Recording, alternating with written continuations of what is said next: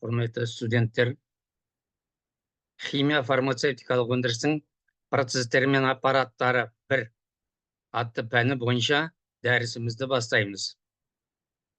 Бірінші дәрісіміз фармацевтик өндірістің негізгі процестерінің жіктелуін, материалдық және энергетикалық баланстар, негізгі процестердің кинетикалық заңдылықтары,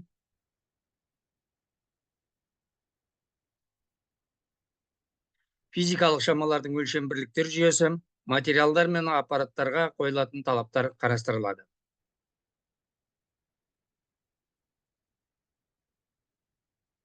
Ең алдымен осы пәндіге қатысты негізгі ұғымдар мен анықтамаларды қарастырып алайық. Химия фармацевтикалық өндірістер мен процестері, өндірістің процестері мен аппараттары курсында химия фармацевтикалық технологияның процестерін талдау және ұйымдастыру, сонымен қатар осы процестер өтетін технологиялық аппараттарды есептеу және жобалау принциптері қарастырылады. Ол үшін бірнеше анықтамалар енгізілеміз. Бірінші, процесс. Процесс деген бұл жаңағы латын тілінен алынған сөз. Табиғи немесе технологиялық жүйе күйінің белгілі шарттарда өтетін өзгерулері деп түсінеміз. Өндірістік процесс дегеніміз дәрілер өндірісінде белгілі нәтижеге жету үшін тізбектелген әрекеттердің жиынтығы болып табылады. Жүйе деп өзара және қоршаған ортамен әсерлесетін элементтер жиынтығын айтаймыз. Технология грек тілінен алынған сөз, өнер, шеберлік, икемділік және ілім деген сөздердің қосындысы болып табылады.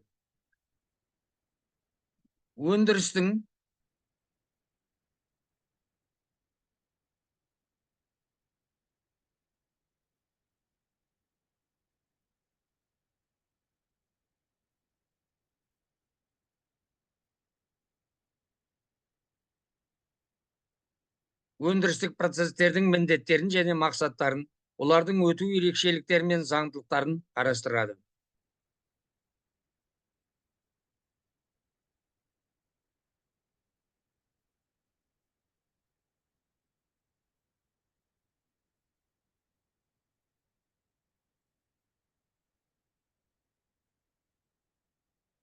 Аппарат технологиялық процесті өткізуге арналған құрылғы, жабдық немесе көмекші құрал. Машина энергияны немесе материалды түрлендіру мақсатында механикалық қозғалыстар орындайтын құрылғы. Технологиялық машиналарды ажыратамыз, олардың ішінде өңделетін материалдың пішінін, қасиеттерін, орындарын түрлендіреді.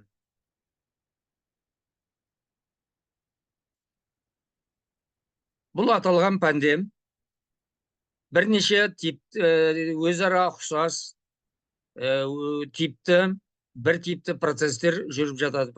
Олар жүріп жататын бір типті процестер болғандықтан, оларға қолданылатын аппараттар да бірегей болып шығады. Процестерге жаңа араластыру, сүзу, майдалау, ысыту, кептіру және тағы басқалары жатуы мүмкін.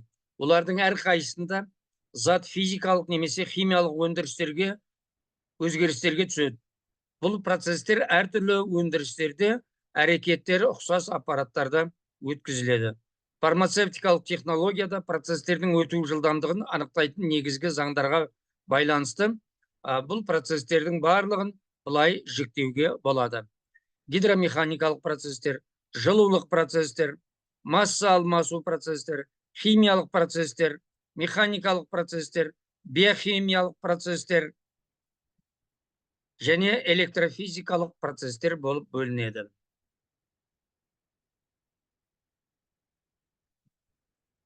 Енді осы процестерге жеке-жеке анықтама беріп өтейік. Гидромеханикалық процестер өту жылдамдығы гидродинамиканың заңдарымен анықталатын процестер. Бұларға төмендегі процестер жатады. Сұйықтарды тасымалдау, газдарды тасымалдау және сығу, сұйықты және газды, әр текті жүйелерді ауырлық күштің, ортадан тепкіш күштің және қысым күшінің әсерлерімен ажырату, сұйық ортаны араластыру. Гидромеханикалық процестердің жаңағы қозғаушы күші ретінде қысымдар айырмасы немесе ортадан тебу күші болып табылады. Егер де қысым айырмашылығы болмаса, немесе жаңа процестерді ортадан тебу күшінің әсерімен өтетін центрифуга деп айтамыз, ортадан ұшыратын, сол процестерді ортадан тебу күшінің айырмашылығы болмаса, онда бұл процестер жүрмейді деген сөз. Екінші, жылулық процестер. Өту жылдамдығы жылу тасымалдау заңдарымен анықталатын процестер. Бұларға жылыту, суыту, конденсациялау, қату, балқу, булану және буландыру процестері жатады. Жылулық процестердің қозғаушы күші температуралар айырмасы. Егер температуралар айырмасы болмаса, жылулық процестер жүрмейді. Келесі процесіміз масса алмасу процестері, немесе ол процестерді кейде диффузиялық процестер деп те атайды.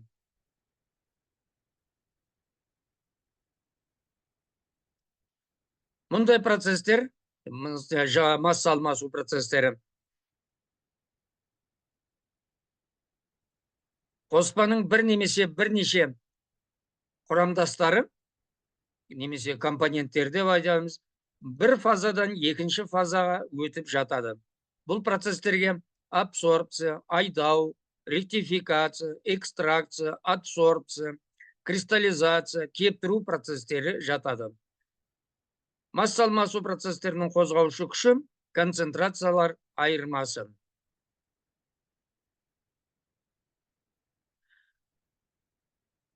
Келесі процестеріміз олар химиялық процестер. Өту жылдамдығы химиялық кинетиканың заңдарымен анықталатын процестер.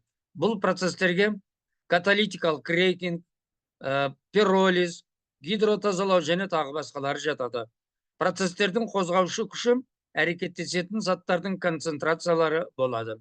Былайша айтқан кезінде, егерде химиялық әрекетке түсетін заттардың біздің химиялық процестеріміздегі несі болмаса, концентрацияларының айырмашылығы болмаса, немесе тұрақты күйге жететін концентрациялардан тұрақты күйден жоғары болатын болса, сол кезде ғана процестің жүруі мүмкін. Бесінші, механикалық процестер. Өту жылдамдығы қатты заттар механикасының заңдарымен анықталатын процестер. Бұларға қатты денелерді ұсақтау, іріктеу, араластыру, тасымалдау және прессеу процестері жатады. Биохимиялық процестер, микроорганизмдердің өмір сүруінің биологиялық заңдарымен анықталатын процестерді біздер биохимиялық процестер деп атаймыз. Мысалы, ең бірінші рет биохимиялық процестер басталды өткен ғасырдың басында пенициллинді алды. Сосын жаңа тағы басқа да айтамыз, ашту және тағы басқа процестерді біздер биохимиялық процестер деп айтамыз. Электрофизикалық процестер, электр тоғының әсерімен өтетін процестерді жатқызамыз. Мысалы, электр тоғының әсеріменен қыздыру, немесе шаңнан тазалау, тағы да басқа процестерді жүргізуге болады. Міне осы 7 процестер біздің қарастыратын пәніміздің негізгі процестері болып есептелінеді. Осылар жаңа бір типті болғандықтан, осында 7 түрге бөлеміз. Сонымен қатар процестердің жаңа өту заңдылықтарымен қатар, олардың ұйымдастыру тәсілдері ұқсас болып келуі мүмкін. Бұл кезде процестерді мерзімді әрекетті процестер, бұл бір белгілі уақыт ішінде аппаратқа шикізат жүктеледі, өңделіп болған соң дайын өнім алынады, аппаратқа жаңадан шикізат жүктеледі, немесе келесі кезең, немесе цикл деп атаймыз оны, басталады. Процестің барлық сапасы бір жерде өтеді. Бірақ әртүрлі уақыттарда өтеді. Екінші түрі үздіксіз әрекетті процестер. Аппаратқа шикізатты жүктеу және одан дайын өнімді алу үздіксіз жүргізіледі. Мұнда процестің барлық сатылары бір уақытта өтеді. Айырмашылығы, мезгілді әрекетті процестен айырмашылығы, мезгілді әрекетті процестер, олар бәрі бір аппаратта өтсе әртүрлі уақытта өтетін болса, үздіксіз әрекетті процестерді әртүрлі аппараттарда, бірақ олар жаңағы бір уақытта өтіп жатады. Кейде осы екі әрекетті процестерді біріктіріп құрастырылған әрекетті процестер шығарылады. Мұндай кезде процестің бір бөлігінде мезгілді әрекетті процестер жүріп жатады, немесе үздіксіз әрекетті процестер жүріп жатады.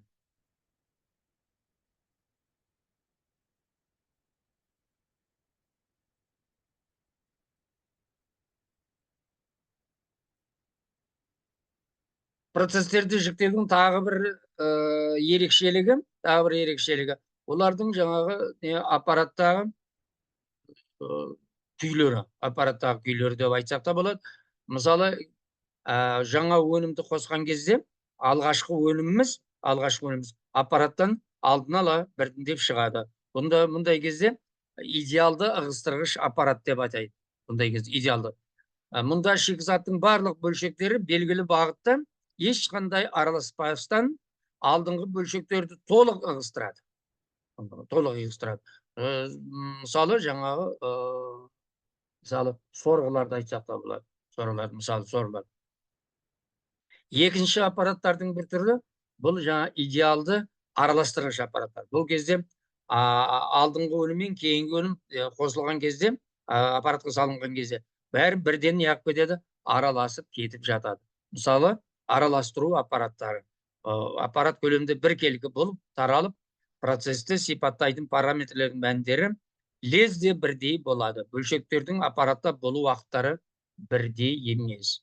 Мысалы, жаңа өңделген зат қалып кетуі мүмкін. Сондай әдейі жаңағы процестерді бұл кезде араластырғыш аппаратты процестер деп атайды.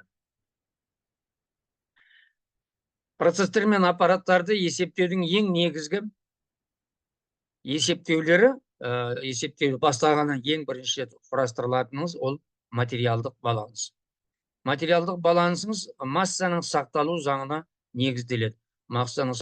Ол дегеніміз кірген масса мен шыққан масса, осы екеуі жаңағы не болу керек? Тең болу керек. Және ол мына теңдеумен неғылып жатады? Сипатталып жатады.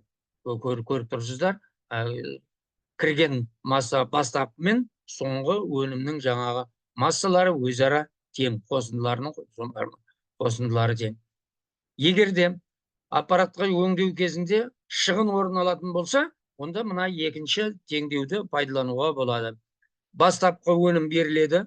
Сол өніміміз, соңғы шыққан өнім, дайын өнім алған өніміміз. Сонан соң оған қосамыз, тағы да нені қосамыз? Шығындарды қосамыз. Былай жатқан кезінде масса еш уақытта неғылмайды деп айтамыз, өзгермейді деп есептелінеді. Бұл ең негізгі баланстар, есептеулердің алдында түзілетін баланс, материалдық баланс. Тура сондай қылып энергетикалық балансты да түзіп алу керек. Энергетикалық баланс дегеніміз не?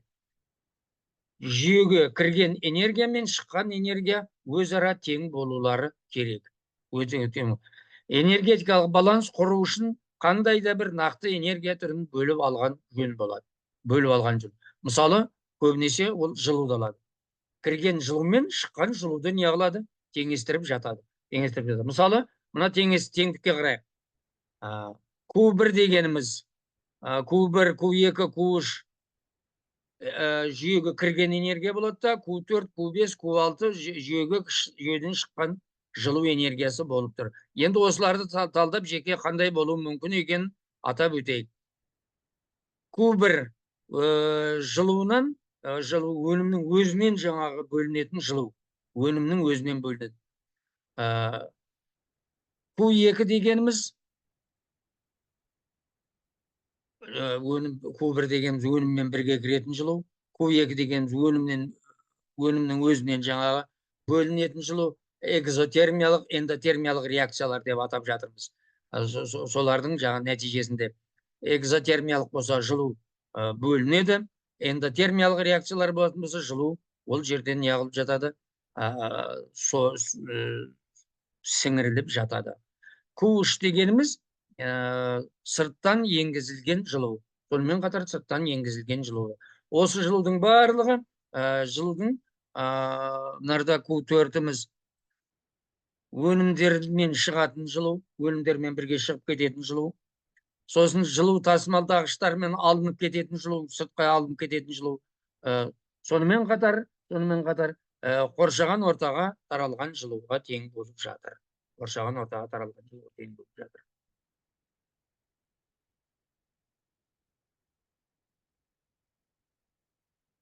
Енді бір қарастырып өтейік.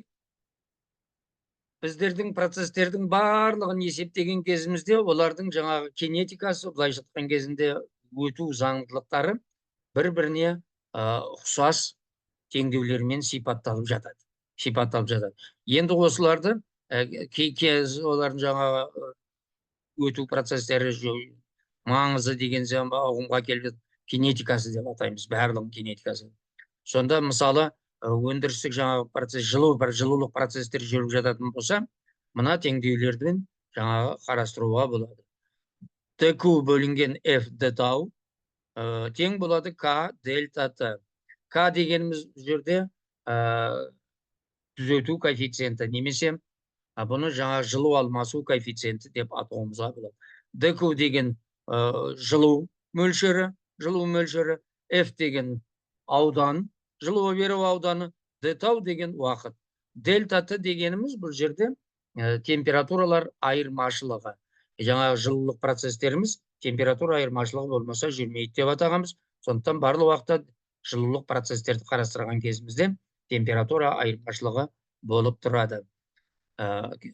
Жаңағы жылу алмасу коэффициенті К, немесе термиялық кедергі коэффициенті деп аталады.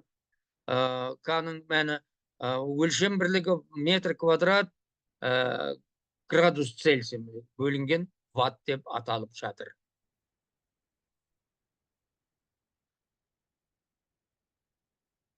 Барлық есептеулерді бір өлшем бірліктер жүйесінде жүргізуіміз керек. Әдетте есептеулерде халықаралық өлшем бірліктер жүйесі қабылданған. Система International бұл енді французша болғаны.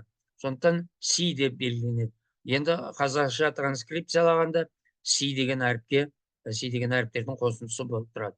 Бұл жерде ұзындығымыз метр, массамыз килограмм, уақытымыз секунд болып өлшенеді. Енді температураны Кельвин шкаласымен градус деп өлшеу қабылданған. Осы төртеуі ең негізгі өлшем бірліктер болады дағы. Қалған өлшемдердің барлығы осы төртеуінен неғылып жатады, туындап жатады.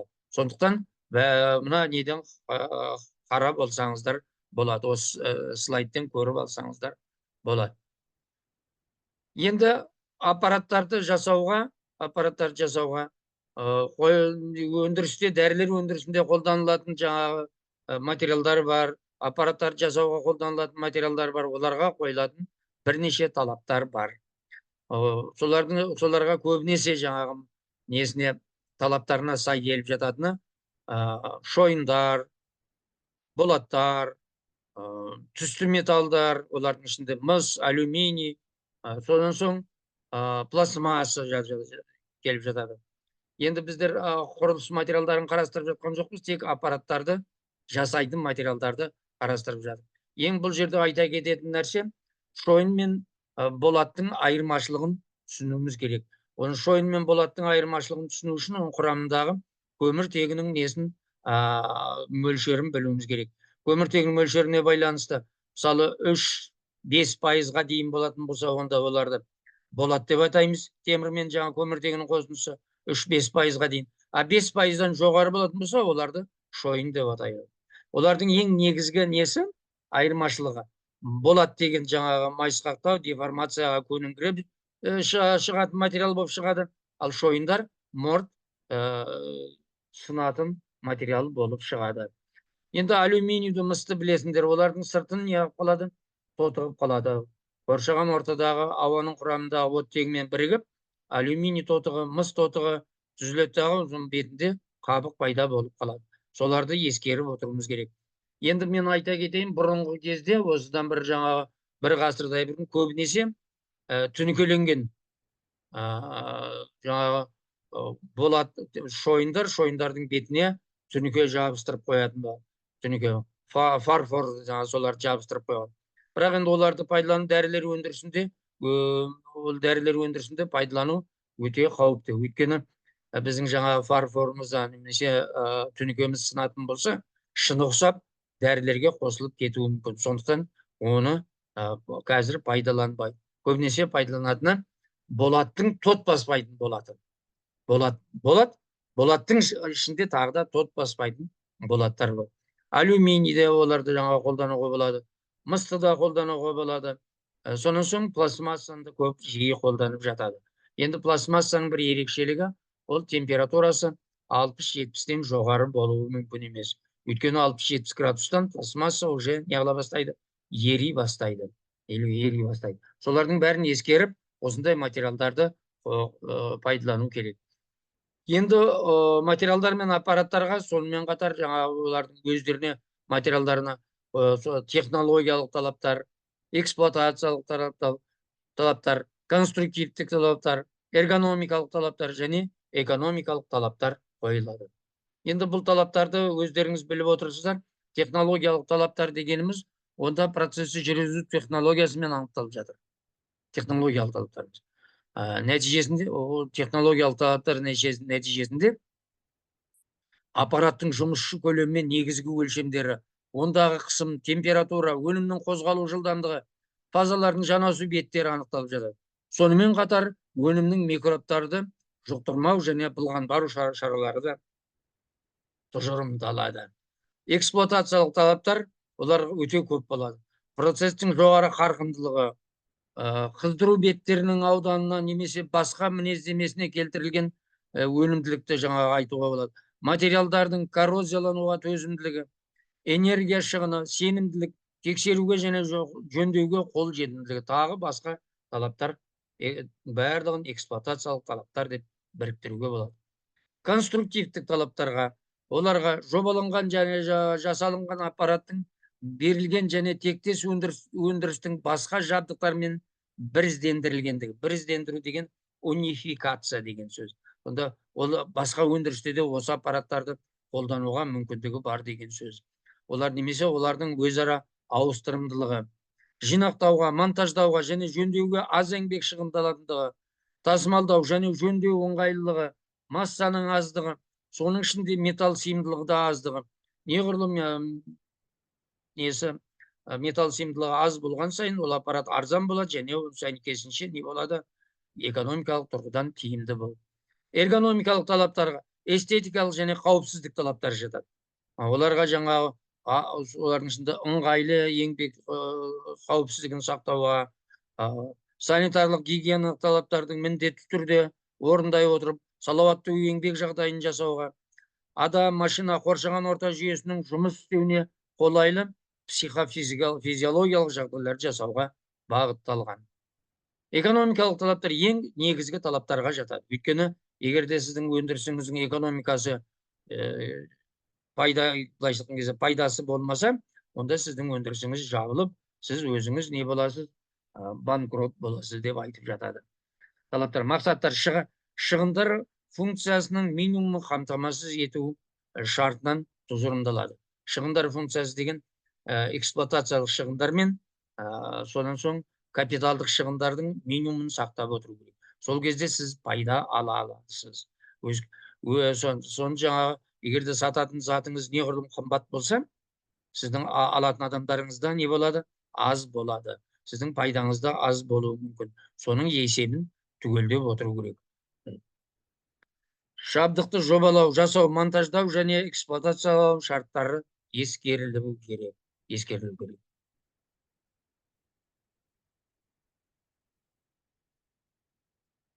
Осымен бірінші дәрісіміз аяқталды. Зейін қойып тыңдағандарыңызға рахмет.